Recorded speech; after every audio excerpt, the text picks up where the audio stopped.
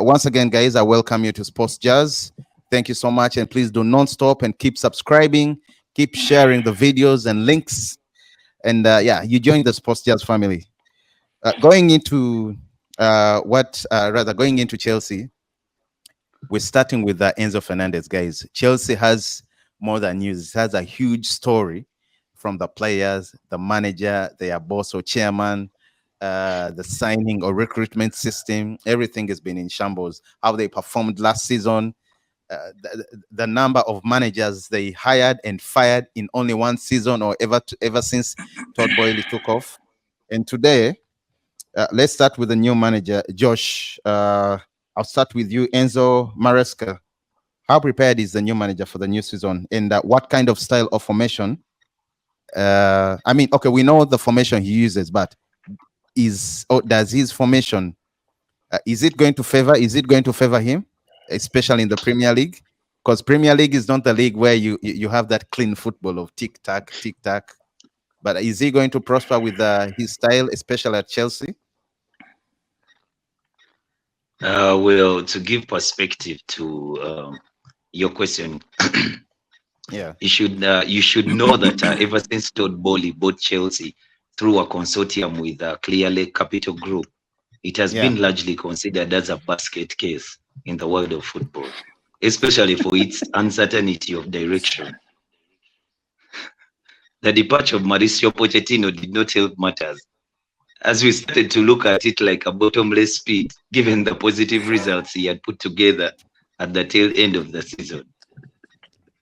It seemed like I'm telling you, it seemed really difficult to imagine who was going to take the reins at the club with such a botched up squad and the pressure of the PSR rules.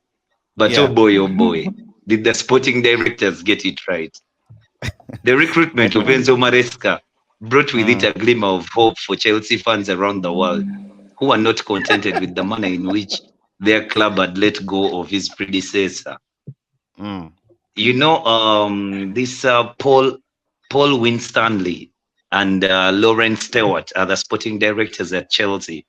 And I think they did a very good job in finding Enzo Maresca and choosing him to be their manager. Because for the first time, at least, we see that Chelsea has a style of play, or not just a style of play, but a man with ideas. We at least can try to make out what Chelsea is about going into the season. Enzo Maresca is a guy who started from an Italian coaching center where he wrote a thesis titled Football and Chess. So with him, it's about strategy and positional play. He was hired by Man City in 2020 to lead the elite development squad, which included players like Cole Palmer and this other kid at Chelsea too. Cole Palmer, Doyle, and another kid at Chelsea. So he has already had the players win something with him. He won the Premier League too for Man City, and later on he had a stint at Parma. Things didn't work out. He was fired, but Romeo Lavia. Romeo Lavia, yes, thank you. But Pep Guardiola had taken notice of Enzo Maresca's importance, and he hired him as a first-team coach. And while he was first-team coach at Man City, he was part of the team that led Man City to its first treble.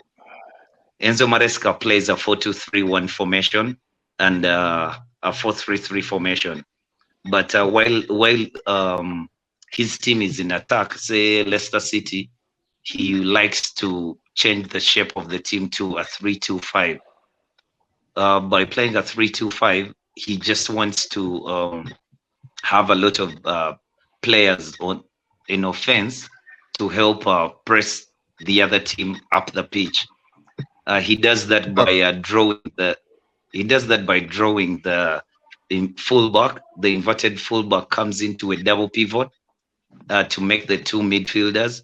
Then the other midfielders who are there become 2 8s. So their starting position is high up the pitch.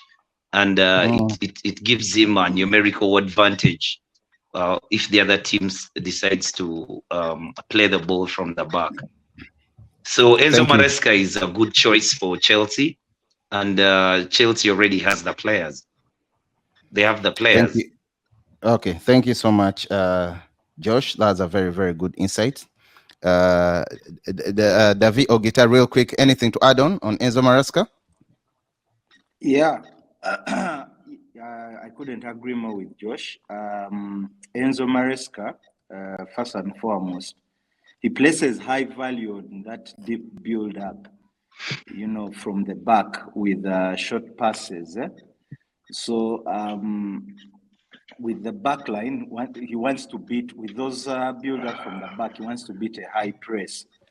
So for him, his kind of play requires the keeper to be involved. In fact, the keeper plays a pivotal role where he joins the full backs, the center backs, to create some sort of like overload. So yeah, his formation, I think against the City game in preseason shows what he likes, a 4-3-3. Yeah. But last season, much of his play when he was still coaching Leicester in the Championship, they were playing a 3-2-4-1, or what Josh called a 3-2-5 shape. So I think with when he gets to know the players, when he gets to appreciate the players, he has some players. A player he came with from Leicester. So I think when he gets to further understand the players, then he may change from a 4-3-3 to a 3-2-4-1 or 3-2-5.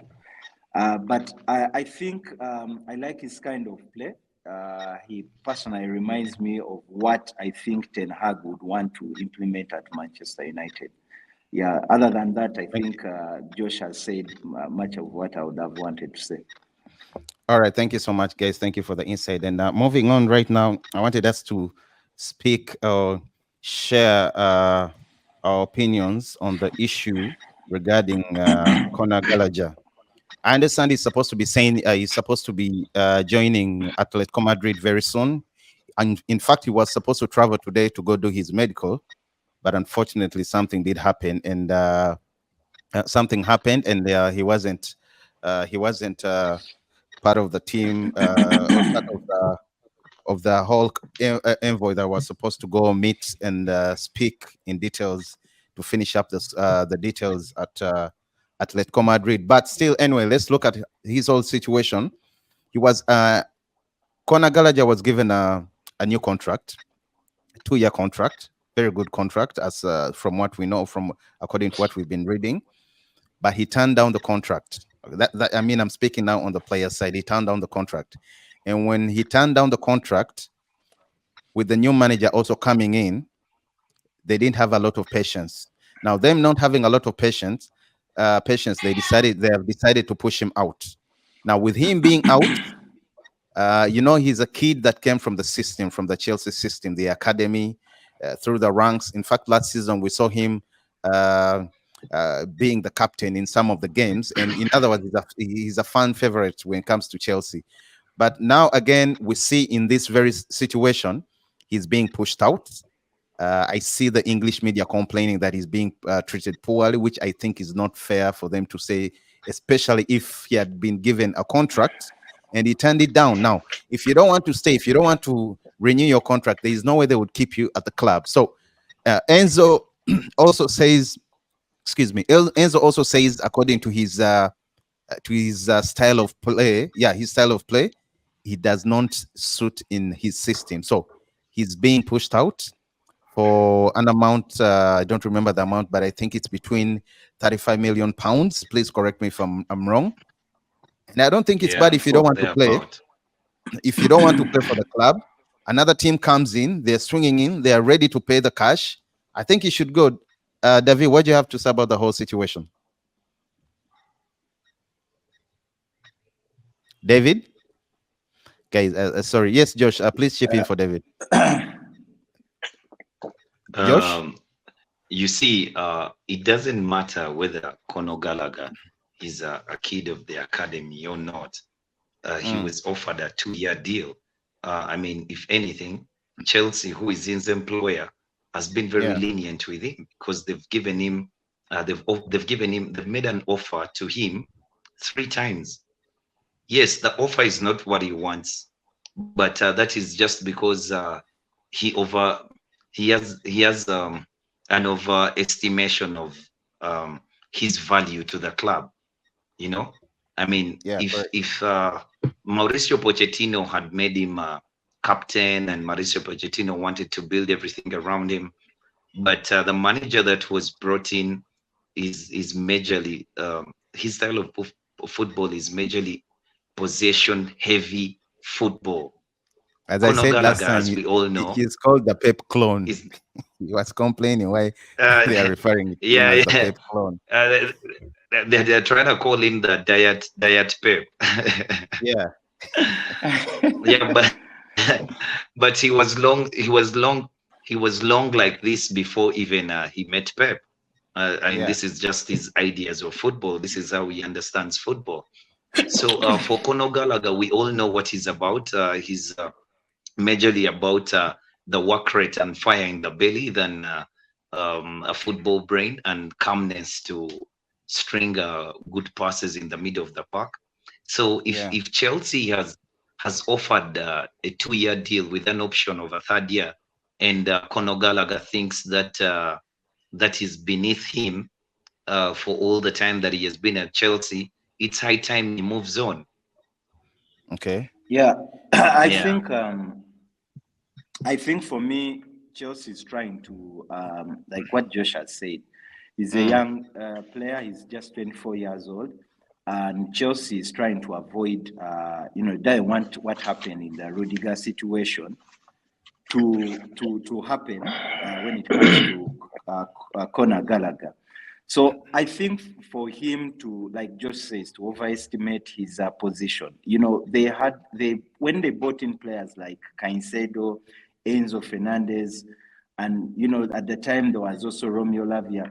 He should have seen the writing on the wall. The kind of play the style he wants, the style I think the manager or the team wants, he may not be able to offer that. They want midfielders who are going to get the ball and make a turn and move forward. And he's more of like, that sweeping, sort of like he plays more role of a sweeping defensive midfielder than the modern day, CDM or even a central attacking midfielder.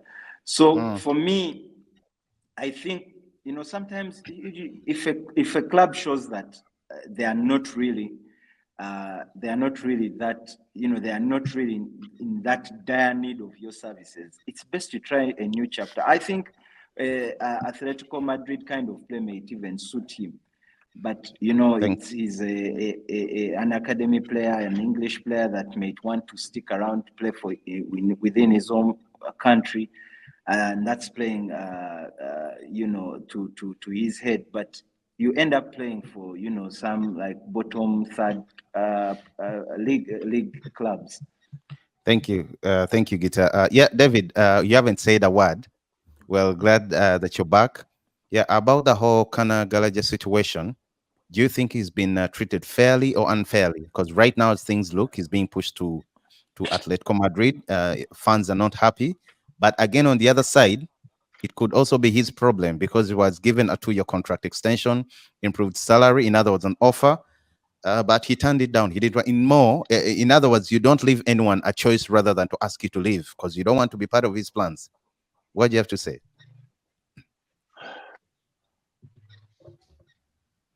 Oh God, David, David. So sorry, guys. So sorry, guys. I really wanted to get his opinion, and well, I know Yeah, when, Nick when he Fadley was comes saying back and settles the issue. four.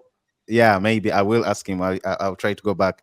He says 4-3-3 suits Chelsea the most.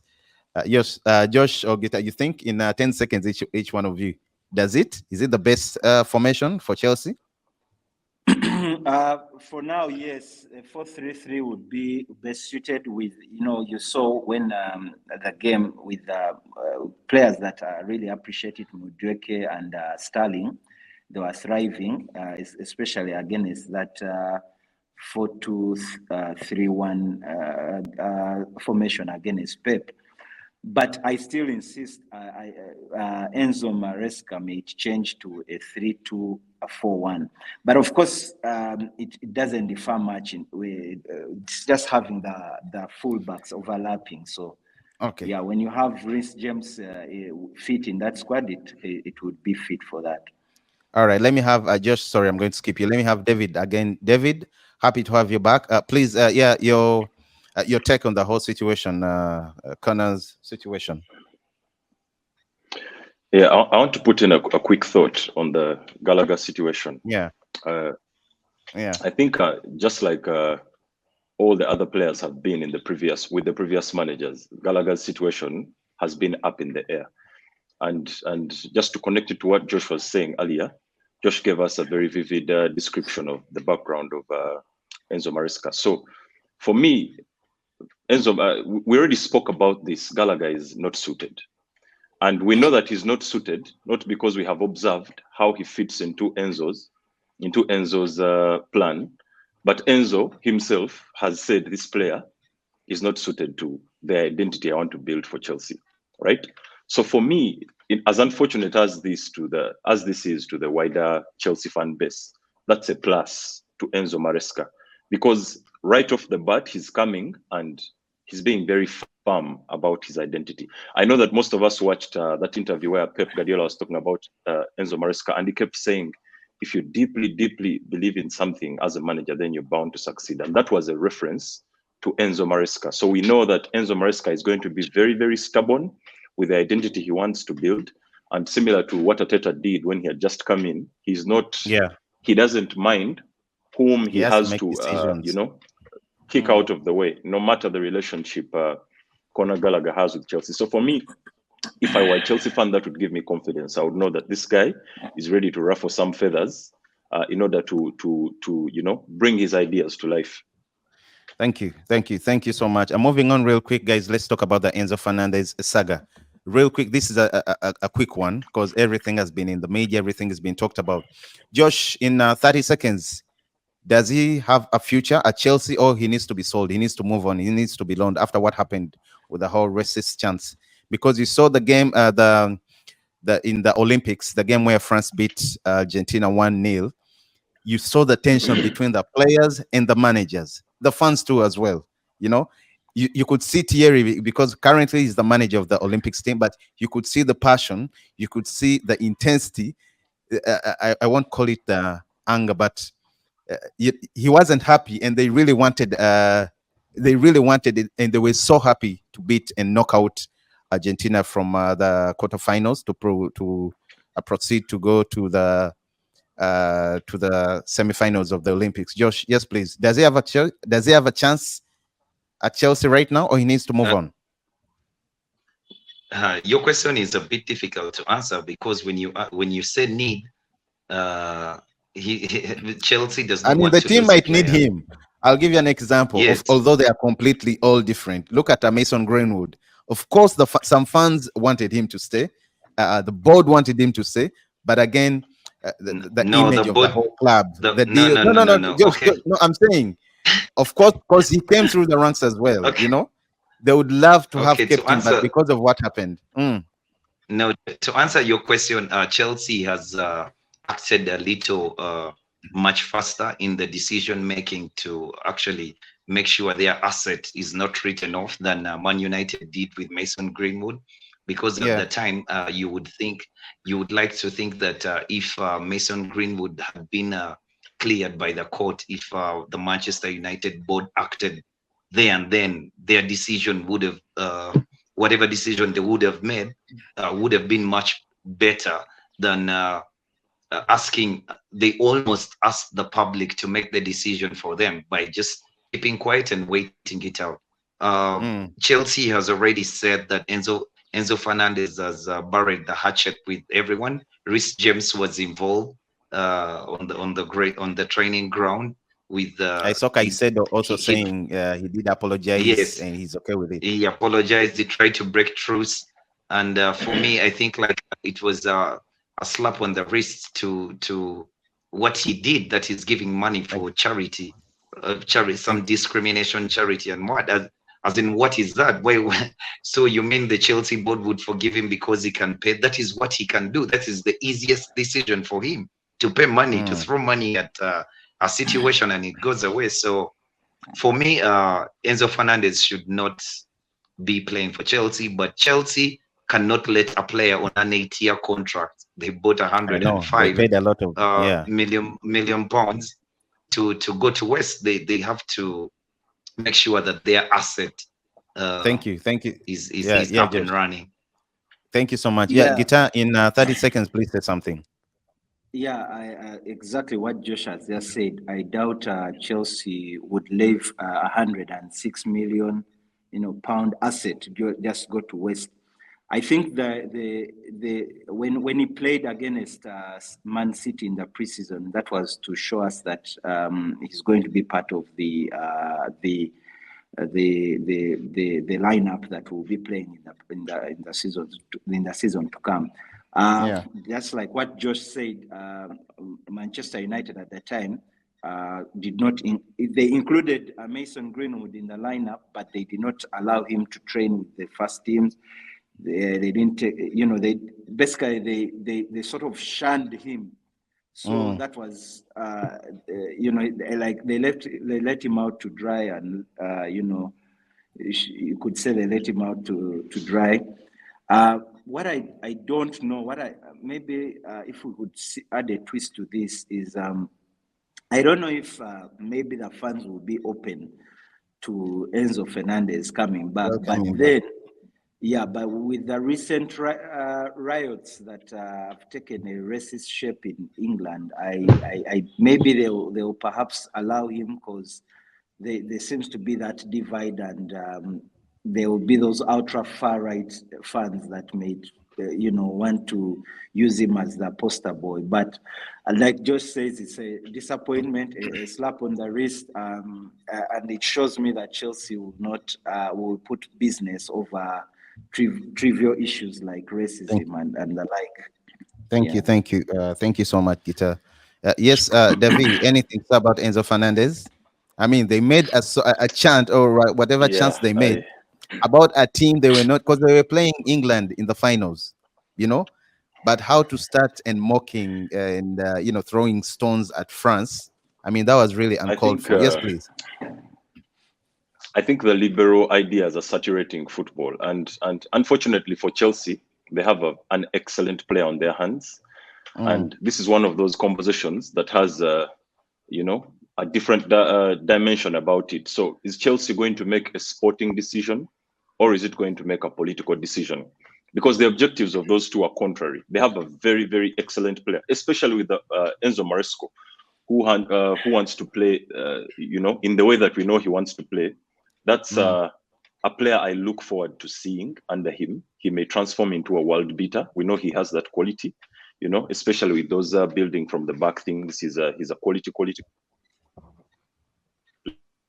I personally see him as a player who plays deeper.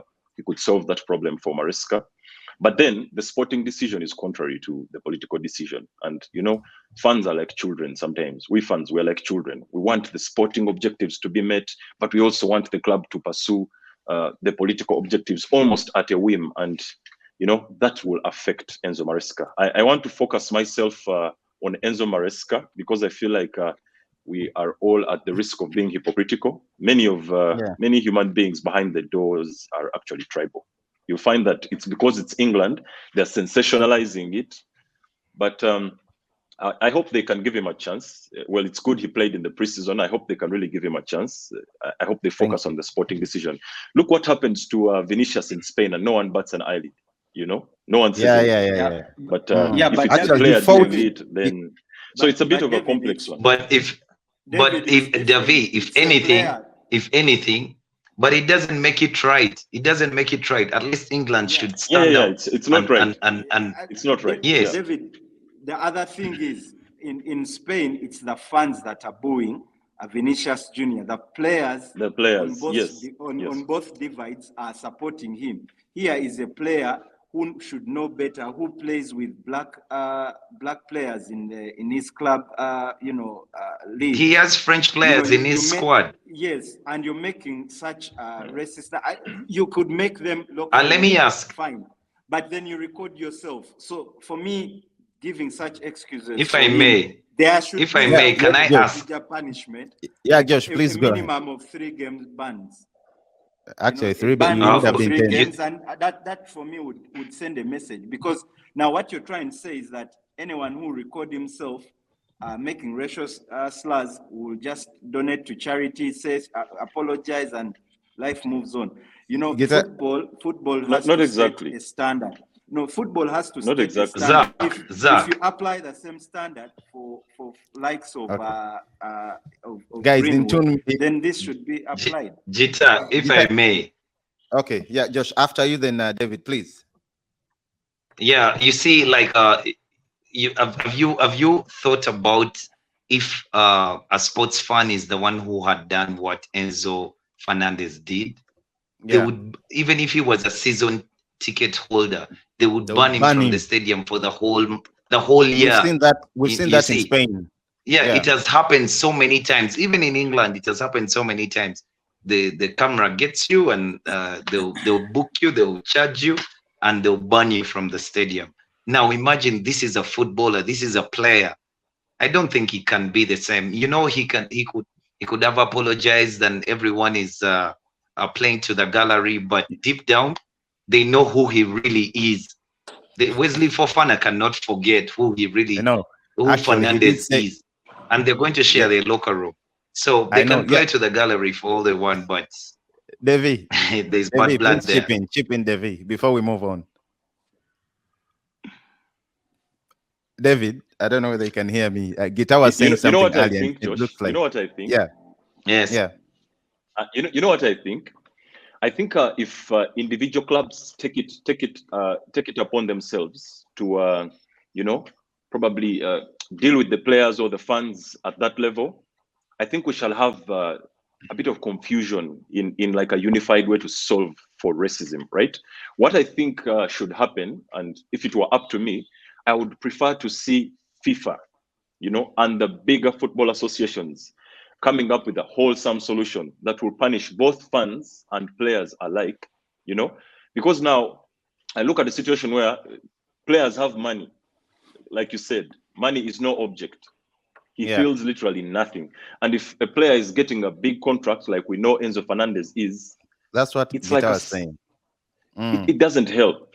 You see, it doesn't help. But I think Chelsea or the clubs, if there's a club association, can start to interrogate these issues and take them up with the bigger football associations. Yes, because now I'm seeing another player suffering in Vinicius, and I'm like, but no one has helped him. People are throwing bananas at him, and then players are now taking on each other. So I feel like the solution, maybe, if it is to be solved for, needs to be on a strategic level, higher up the ranks of football. Maybe we true. Because the clubs are going to start. I agree with you. Sallying for a more I agree with you, but if Chelsea, but it's one of those things Chelsea, that none of us likes to see, I believe. True, but I agree with you. If Chelsea has failed, and now if Chelsea players does the FA have a mandate? What can we say? Josh, you're asking something. Yes, I'm asking, like, if Chelsea has failed to actually punish or call out Enzo Fernandez, does the FA have a mandate to actually put stringent measures to make sure that a player who was caught in such an act is penalized in this manner? But if you say you leave it to Chelsea, no way Chelsea is going to let their asset on 8 years diminish. So what has the FA done? Because I was thinking in Vinicius Junior's incident, it's the La Liga that's actually should come out to support him. Okay, thank you so much, guys. That was really a good one for you guys to take in each other. I mean, I enjoyed it. That's why I didn't even but well, Yeah, let's talk about Chelsea's current new Please give signings. Let's David talk about. some minutes to answer me. No, no, he's having connection issues. He Let's will progress. come Let's back. move on. No, let's Okay. move on. Chelsea so far signed 8 new signings, and it looks like they're still signing uh, other players, but also in the same spirit, they are willing to let go of around 8 to 12 players this very season in order to make room. So, what do you make of the signings, Josh? I can name a few players that there's Tosin Adarabi. Is it Tosin Adarabio. Adarabio. Adarabio? He's a central Darabayo. defender. Yeah. Adarabai. He's a central Yes. Adarabio. defender who joined on a free transfer from from Fulham, Fulham. West London, Fulham. and he signed a 4-year Yes. deal. Okay. Also, we have Esteval William, sorry, exciting young Brazilian who joined. I think we Yes. did talk about him last time, Josh, from From Palmeiras. Yes. We did. yes, Yes. Yeah, South but he's America. He's joining joining. next season. Yeah, he went back to play. He's a 17-year-old, but he's amazing. Then, of course, you have Yes. Omari Kellyman, 18-year-old attacking midfielder who joined from Aston Villa on a 6-year-old deal. Of course, you have Kerrion Hall, the gentleman Enzo Maresca is his former boss with at was it Dewsbury Leicester Hall. City? Leicester from Yes. Yeah, Leicester. it was Leicester City. He also agreed to sign a 5-year contract. We have Mark Gui at GUIU, Spanish Yes, international, Guyu. who Guyu. joined from Guyu. Yes. Yes. who joined 20-year from old Barcelona. from Barcelona. Yeah, I thought he's 18-year-old, 18 Oh, years. But he's anyway, 20. I think he's 20. he signed a 5-year deal, and that's amazing. Academy forward also George. We have Wilson Caden. I think he signed anyway an extension. Then you have Richard Olise. I mean, very many players, and in the departures we have already Tyreek George. We have Tarek Tyreek George. George Yeah, thank you. from In the departures, we the have academy. Thiago Silva, who was their former captain most of the seasons. I think all the time he has been there, unless he's off the pitch, but he has been the season, and a few other players. Lukaku is also in the same case. He's supposed to go. Uh, Tell me about what you think. The signings, are the signings good? Are they the right signings? And who is involved in these Very good. signings? I mean, to me, I Oh, think very good. this Josh, hold on. These all signings Sorry. have the name Enzo Maresca around them, unlike the last season signings where you had Toddy Boyle all over everything. What do you think about the signings? But I don't think it was Todd Boyle at last season. I think it was the first season when Todd Boyle was really involved. But later,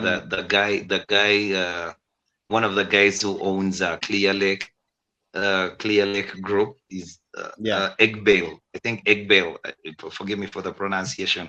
He was the one yeah, who was most involved. He was the one who was actually going to meet players. He was the one in the negotiations at the time. It was never Todd Bowley, though he was a director of football. But they have sporting directors. They have a guy from Brighton, and they have a guy from Monaco. That is Paul Winstanley and Lawrence Stewart. These are Mm, the guys who had been charged with the duty to bring in players and take out players. But I think the recruitment of Enzo Maresca contributes a whole lot to the type of players they sign. But the players in the players department, Chelsea never needed to sign much more players. That's why you see that in this transfer window so far, their they have balance over sheet, 40 the players. player, 40 players. yeah, but you see their balance sheet in this transfer window, they've actually made a profit. They've taken out players, they've sold players for about 70 something million pounds, and they've brought in Mm, players for about 44 million pounds, much as they're eight, because most of them are on free, then the other ones are 18. Then GUI is for small amounts of money they brought in these players. So it's a good thank you. thing. Dewsbury Hall has a lot of stamina Yeah, that will help in midfield. He can recover the ball for Enzo Maresca's team. The keeper, Philip Jorgensen, the Danish keeper, who was yeah, signed from Villarreal. He's a decent shot stopper. He made the most saves in the La Liga. 143, but he's actually very comfortable with his feet, with the ball at his feet.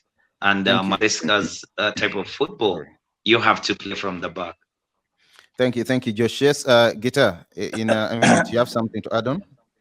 Yeah, Josh has said everything I would have wanted to say, except a different dimension to that. If you notice that now clubs are buying young players, that's one thing we should notice.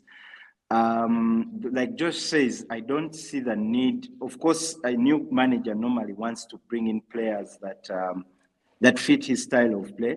And there's a reason why I think Keenan has been brought from Leicester, someone he needs in the midfield. I'm only concerned with, if you notice the game they played against City, coming from behind, the likes of Caicedo and I think it was actually Tosin Aderabio, who, the first two goals against them were considered because of a poor play at the back. So when when we brought in the old players like Madueke and Sterling that were tried and tested, we say that Chelsea was actually playing very well. So it's for me, it's always risky for a new coach to come in and immediately buy in 8 or 5 or 4 players, because if they don't suit the kind of play, then you're going if you dismiss him or you fire him, as Chelsea is known for, then you run a risk of having to have an overload. But given that they have made profits, they have bought players cheap on the cheap, and many of them on a free transfer, it's still not a big deal. But yeah, I think it would be a good start. I'm only sad that maybe the likes of Estavo Willian are not able to come into this play. He would be a good, as a winger, is someone I look forward to seeing, and putting pressure on some of these players like Raheem Sterling. Yeah. But Thank you. Sorry. they Thank do you. have Yeah. they do have Noni Madueke. They do have Cole Palmer. These are players who have not yet come back. Because okay, can we run through Chelsea's lineup real quick? See, I think they are coming. We are going to, because they're supposed to play Real Madrid on Wednesday, still in a friendly. Okay. So I'm assuming some of the players will be back. Yes, Josh. Yeah, we can real quick. Real quick. Number 1, Philip Jorgensen. Okay. Malo Gusto at right back. Okay. Yeah. Tosin, and maybe Disasi. Cucurella on the left. Towards the end of the season, I thought the Spaniard wasn't coming back, by the way, but it looks rather he was going to be sold. But it looks like he did put up a very, very good performance in the Euros, and he's coming back. He even has a football brain. A coach like Maresca would want to have such a player. He can have limitations technically, but if he has a good head, a good head on his shoulders, they tend to let them stick around. Then imagine a midfield of Enzo Fernandez, Romeo Lavia, and Cole Palmer. Then up front, just real quick. the Osimhen, if they do buy him, there's no way he's coming. I know at one point there were rumors. Yeah, okay, carry on. Yeah, Nkoku Christopher. Nkoku, Noni Madueke, and Raheem Sterling. And how about Caicedo? Oh, Caicedo. Oh, God. Oh, my God. That's how good Chelsea is. You see, it has even depth. Because Enzo Fernandez, Caicedo, and Romeo Lavia. Then up front, I would play Noni Madueke, Cole Palmer as a false 9, half 10, and Nkoku. Okay. Yeah. Real quick. Yeah. You even left out. You chose Gusto over Reece James, and Reece James on a good day. he will put in a very good shift. So, like you said, I'm not comfortable. generally Malo speaking, Gusto is such a good player. And I'm not comfortable with Reece James because I'm not sure about him. He's not played football in a year. At least I've watched him once or twice the whole season. yeah, when he's fit, he's like a look show. When he's fit, he really delivers, and he helps the likes of Cole Palmer or Madueke on that side, improve on their football. Just like Luke Shaw helps Rashford improve. Just you see, when you talk of that lineup, then you add on the new players. It seems to me, yeah, it's always good to have such kind of squad where you have so many players, but then you know what I've noticed is that you have to have those team consistencies, like players playing in and out, and then you have a formidable starting 11 that you can only tweak, a few players with substitutions, or maybe when you're depending on the kind of game you're playing. So for me, Okay. Real quick, the guitar, we are really, really far because behind when in you 10 have, seconds. unless you have players like Modric and so who have not yet picked up, and then you're bringing in extra players, so it's going to be quite something to watch. Yeah, and also in the same sentence, you have players that are leaving, defenders like Trevor Chalobah. In fact, he wasn't included. I don't know whether he has been called, but he wasn't included in the preseason He should lineup. leave. You have players like Bongoli Lukaku, who's currently who's been playing in Italy, and right now Napoli wants to keep him, but also at the same time, AS Roma also wants him. So anyway, I say they can always, if Chelsea really wants Victor, the Nigerian and Napoli forward, they can always use Lukaku as a bargaining chip, not to pay that ridiculous amount of money Napoli is asking. Anyway, guys, moving on. Yeah, okay, real quick. Will Chelsea finish in the top 4? Wow. Yeah. They take United Sport. Yeah. What? Okay, They give them take United first, Sport. second, third, or fourth.